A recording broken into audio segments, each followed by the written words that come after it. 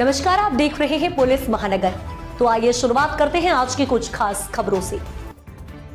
मुंबई विधानसभा में अवैध बस्तियों को लेकर गंभीर खुलासे सामने आए। मुंबई के कुछ विशेष क्षेत्रों में बड़े नालों, मैंग्रोव और सरकारी भूमि पर बड़े पैमाने पर भराव कर अवैध झोपड़पट्टियां बनाई जा रही हैं। इन झोपड़पट्टियों में बांग्लादेशी और अन्य विदेशी नागरिकों को बसाया जा रहा है। यह जानकारी बीजेपी विधायक मिहिर कोटेचा ने विधानसभा में लक्ष्य भेदी सूचना के माध्यम से दी।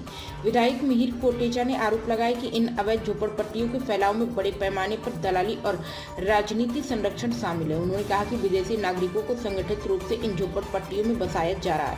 कोटेचा ने यह भी बताया कि महट द्वारा विकसित नेत्रम ऐप इस तरह की अतिक्रमण की जानकारी उपलब्ध है। इसके अलावा गूगल इमेजेज पर भी इन अवैध बस्तियों का विस्तार साफ दिखाई दे रहा है। विधायक के आरोपों के बाद विधानसभा की विशेष बैठक में प्रभारी मंत्री उदय सामंत ने जवाब दिया। उन्होंने आश्वासन दिया कि यदि ऐसी अवैध बस्तियां पाई जाती हैं तो सरकार तुरंत कार्रवाई करेगी। उन्होंने स्पष्ट किया कि इन झोपड़पट्टियों को हटाने के लिए जिम्मेदार अधिकारियों पर भी सख्त कार्रवाई की जाएगी। मंत्री ने कहा कि राज्य सरकार इस मामले को अत्यंत गंभीरता से ले रही है और इस पर नजर रखी जा रही है। उदय सामंत ने कहा कि यह अवैध अतिक्रमण को रोकने के लिए तकनीकी और प्रशासनिक उपायों को मजबूती से संरक्षण क्षेत्रों में नियमित निरीक्षण किया जाएगा और अगर झोपड़पट्टी बिना अनुमति के पाई जाती है तो उसे हटाने के लिए तत्पर कार्रवाई की जाएगी। इस प्रकार मुंबई में नालों, मैंग्रोव और सरकारी भूमि पर अवैध बस्तियों के निर्माण का मामला विधानसभा में प्रमुख मुद्दा बन गया।